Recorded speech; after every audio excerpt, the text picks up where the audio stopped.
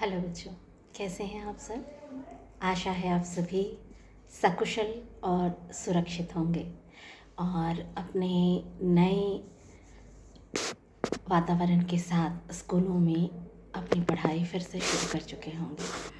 क्योंकि ये परीक्षा का समय है और इस समय में आप सभी चिंतित होंगे अपने सिलेबस को पूरा करके जल्दी से जल्दी अपने अच्छे से अच्छे और या यूँ कहें कि अपने पुराने स्वरूप में जैसे आप एग्ज़ाम देते थे और अपने आप को सबसे बेहतर साबित करते थे, उसमें आप फिर से जुट गए होंगे।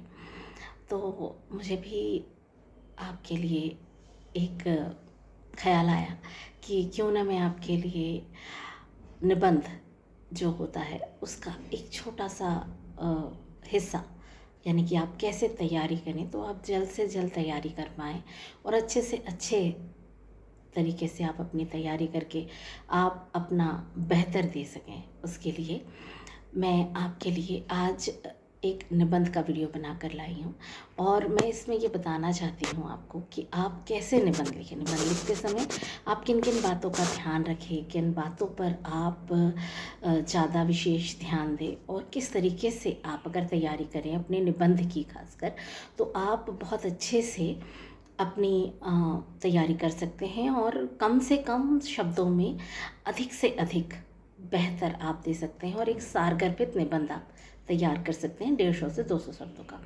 इसमें आप अपनी जानकारियाँ जो हैं आपके पास में, आप उन्हीं जानकारियों का उपयोग कर सकते हैं।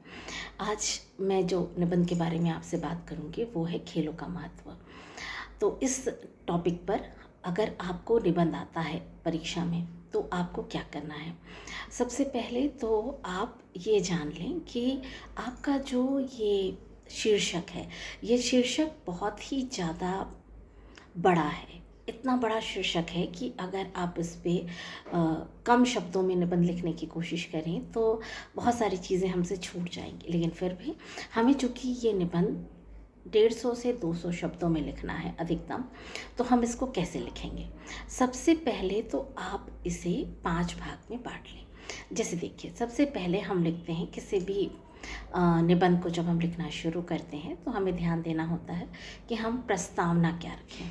ठीक है, आप सभी जानते हैं प्रस्तावना जो होती है, खेल के बारे में चूँकि हम बात कर रहे हैं तो आपने वो कहावत सुनी होगी कि पढ़ोगे लिखोगे तो बनोगे नवाब और खेलोगे कूदोगे तो बनोगे खराब, है ना। आप इस लाइन से अपना निबंध शुरू कर सकते हैं, लेकिन साथ ही साथ आप इस लाइन को झुठलाते हुए प्रस्तावना आपको आगे बढ़ानी है।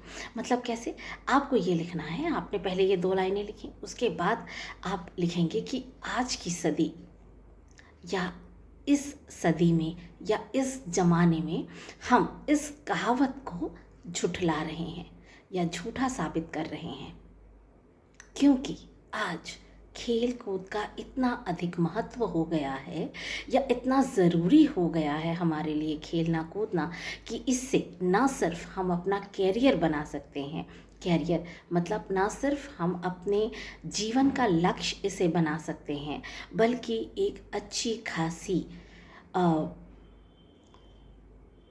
खासी इनकम भी, या यूँ कहें कि अगर हमें इन सब चीज़ों की अच्छी खासी समझ है तो हम अपने आप को एक बेहतर खिलाड़ी के रूप में भी स्थापित कर सकते हैं। ठीक है, उसके बाद में आप थोड़ा सा खेल के बारे में लिखें कि खेल हमारे बारे में क्षमा कीजिएगा, खेल जो है वो हमारे लिए क्यों आवश्यक है या खेल क्या है। अब आप ये समझाएं तो खेल क्या है। खेल जो है वो शारीरिक व्यायाम का हिस्सा है।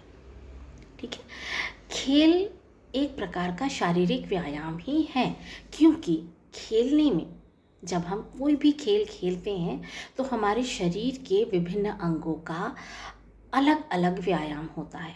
हमारा हर खेल हमारे शरीर के किसी खास हिस्से को बहुत ही तंदुरुस्त करता है और हम सभी जानते हैं कि व्यायाम हमारे शरीर के लिए बहुत आवश्यक है। अगर हम रोज़ व्यायाम करते हैं तो हम स्वस्थ रहेंगे। इसलिए जैसे व्यायाम करना आवश्यक है वैसे खेलना भी आवश्यक है। क्योंकि छोटे बच्चे चंचल होते हैं, तो उनकी जो ऊर्जा होती है उस ऊर्जा को अगर हम खेल में परिवर्तित करते हैं तो उनकी ऊर्जा सही दिशा में जाती है और वो गलत चीज़ों की तरफ अग्रसर नहीं होते, गलत चीज़ों की तरफ उनका रुझान नहीं होता, वो नहीं बिगड़ते, यूँ कह सकते हैं हम। दूसरी चीज़, फिर उसके बाद आप बताइए कि खेलों की आवश्यकता क्यों है। अब देखिए, जैसे सबसे ज़रूरी बात कि खेल किन के लिए आवश्यक है। बच्चों के लिए तो खेल बेहद आवश्यक है, मैंने आपको बता दिया, क्योंकि अगर बच्चे खेलते हैं तो वो बहुत जल्दी थक जाते हैं तो वो सो जाते हैं, ठीक है।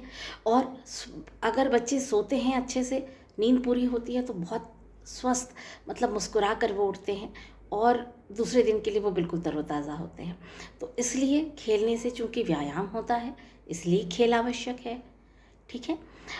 खेलने से आप तरोताज़ा महसूस करते हैं इसलिए खेल आवश्यक है। खेलने से हमारे न सिर्फ दिमाग का विकास होता है बल्कि हमारे शरीर की सभी कोशिकाएं भी सही ढंग से अपना कार्य करती हैं, इसलिए भी खेल आवश्यक है, ठीक। तो ये हो गई कि खेल क्या है और खेल आवश्यक क्यों है, ये आपने बता दिया। तीसरा आप लिखिए खेल के प्रकार। अब आप बताइए कि खेल कितने प्रकार के होते हैं। तो आप सभी जानते हैं खेल 2 प्रकार के होते हैं। इंग्लिश में आप कहते हैं ना इंडोर गेम और आउटडोर गेम। तो वैसे ही आप बताइए कि खेल 2 प्रकार के होते हैं, घर के अंदर खेले जाने वाले खेल और घर के बाहर खेले जाने वाले खेल। अब आप इनकी एक सूची तैयार कर सकते हैं, कम से कम आप 5-5 खेलों के नाम बता सकते हैं आराम से, है ना। जैसे आप बाहर खेले जाने वालों खेल में बता सकते हैं, बैडमिंटन बता सकते हैं, हॉकी बता सकते हैं, क्रिकेट बता सकते हैं, वॉलीबॉल बता सकते हैं, गोल्फ बता सकते हैं, दौड़ना बता सकते हैं। ये सारे खेल बाहर खेले जाते हैं, आपको पता है अच्छे से। कबड्डी बता सकते हैं, खो खो बता सकते हैं, और क्या बता सकते हैं आप, लॉन टेनिस बता सकते हैं, और आपका गोल्फ है ना, और आपका बोट रेस है। वो सारी चीज़ें बाहर होती हैं, घर के अंदर ये सारी चीज़ें पॉसिबल नहीं है। अब घर के अंदर खेले जाने वाले खेल कौन कौन से होते हैं। तो घर के अंदर खेले जाने वाले खेल में आपका आता है, जैसे इसमें भी हम 2 तरीके से खेल खेल सकते हैं। एक जो हम कहना चाहिए हमको कुछ कसरत करके, व्यायाम करके हमको करना पड़े, वो वाले खेल, है ना। जैसे कि ऊपर किसी चीज़ को पकड़ कर झूलना, ये जो है ये हम नॉर्मली आपने देखा होगा कि बच्चे पहले के ज़माने में क्या होता था, जैसे छज्जे होते थे तो घर के सारे बच्चे छज्जे पकड़ पकड़ के झूलते रहते थे, उसके कारण लोग छज्जे बहुत मतलब लंबे हो जाते थे। तो लंबे होने के लिए वो कसरत बड़ी अच्छी हो जाती थी घर के अंदर ही, है ना। अब जैसे है तो अब जैसे मम्मी का व्यायाम तो खासकर घर के कामों में ही हो जाता है। झाड़ू है, पोछा है, बर्तन है, रखना, जमाना, ऊपर करना, नीचे जमाना, ये सारी चीज़ों में मम्मी की कसरत बहुत हो जाती है। अब आप कैसे गेम खेलेंगे। आप लोग घर के अंदर कौन कौन से खेल खेलते हैं। शतरंज खेलते हैं घर के अंदर, टेबल टेनिस खेला जाता है घर के अंदर, आप खेलते हैं क्या कहते हैं उसे, नाम याद नहीं आ रहा, देखो मेरे मुंह पे है। वैसे हम पचीसा खेलते थे, माथा पच्ची गेम खेलते थे, पहेलियाँ हम पूछते हैं। तो और क्या बोलते हैं, एक और गेम था वो मुझे याद नहीं आ रहा है बिल्कुल भी। छुपा छुपाई हम खेलते थे, घर के अंदर ही खेलते थे हमें गेम, कई बार छुपा छुपाई कि इस कमरे से निकले, और पहले के कमरे गोल गोल हुआ करते थे तो लोग इधर कभी छुपते थे कभी उधर छुपते थे, तो ये सारे गेम होते थे। तो इस तरीके से आप कर सकते हैं। अच्छा, इसमें भी आप 2 तरीके के गेम कर सकते हैं। एक ऐसे गेम जो आपको उठ कर के खेलना पड़ता है, दूसरे आपको बौद्धिक विकास वाले गेम, मानसिक विकास वाले गेम आप कर सकते हैं। जैसे मानसिक विकास वाले गेम में अभी मैंने आपको बताया, जैसे पहेलियाँ हैं, शतरंज भी आप जानते हैं कि मानसिक विकास बहुत इसमें अच्छा होता है ना।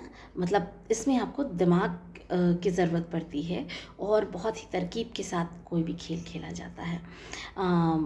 एक जो मैंने आपको बताया पचीसा या कौड़ी जो हम खेलते थे, तब ज़मीन में वो बनाते थे 8 खंडों का, और इमली के बीजों से खेला जाता था, या फिर कौड़ी हम यूज़ करते थे, 4 या 5 कौड़ियाँ रहती थी, वो सारी खेल हम खेलते थे।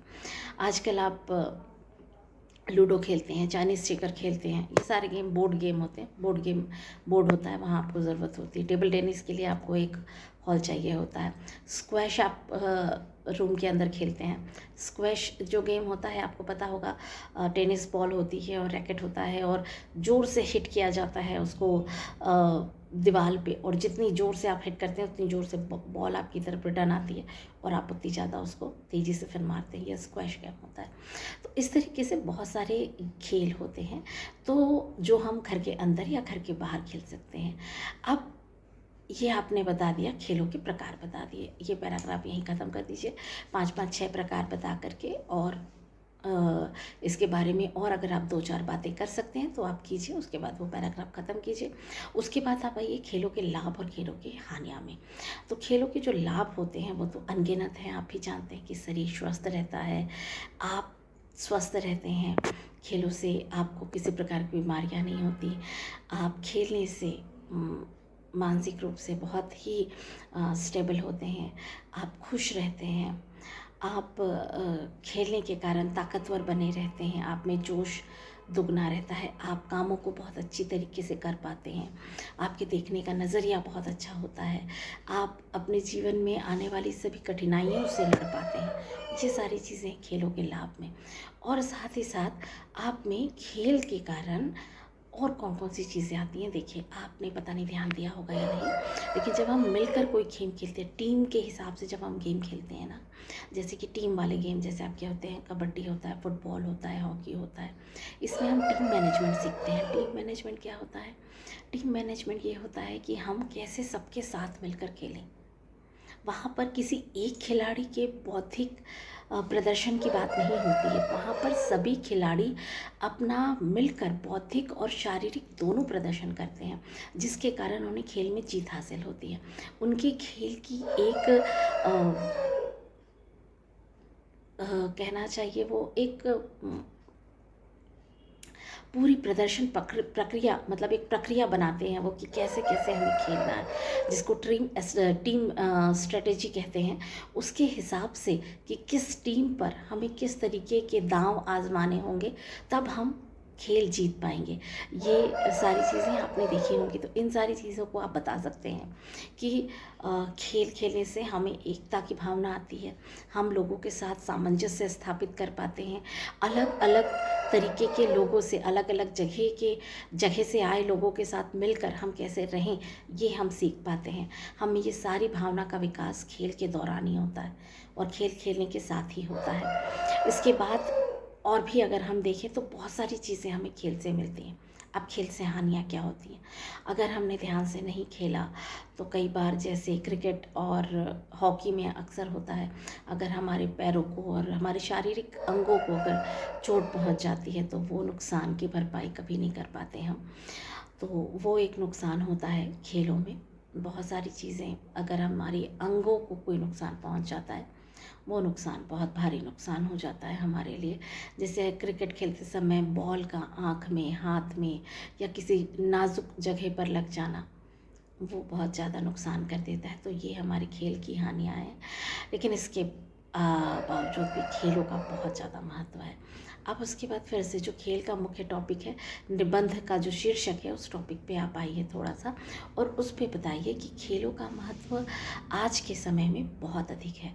वो इसलिए अधिक है खेलों का महत्व, क्योंकि मैंने आपको बताया कि इससे हमारी पारिवारिक दृढ़ता मजबूत होती है, हमारी पारिवारिक संबंधों में दृढ़ता आती है, हम परिवार के सभी सदस्यों के साथ अच्छे से सामंजस्य करना सीख जाते हैं। न सिर्फ हम पारिवारिक रूप से दृढ़ हो जाते हैं, बल्कि हम सभी लोगों से और अपने जीवन में आने वाली हर कठिनाइयों का सामना हम बहुत अच्छे से कर पाते हैं। हम में जोश होता है, हम अपने जीवन को सही तरीके से जीने की सही रणनीति तैयार कर पाते हैं और हम खेल पाते हैं। उसके बाद आप इसे भी 2-3 लाइनों में समेट कर उपसंहार की तरफ बढ़ें। उपसंहार में आप बताएं कि जैसे हर चीज़ के दो पहलू होते हैं, वैसे भी खेलों के भी दो पहलू होते हैं।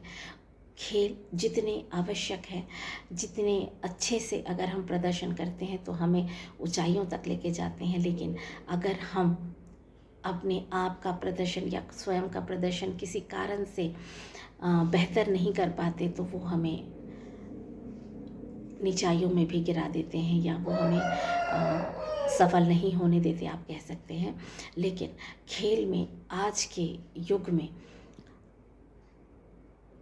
एक योग बना पाना या एक छाप दे पाना, छाप छोड़ जाना बहुत ही अच्छा लक्ष्य है।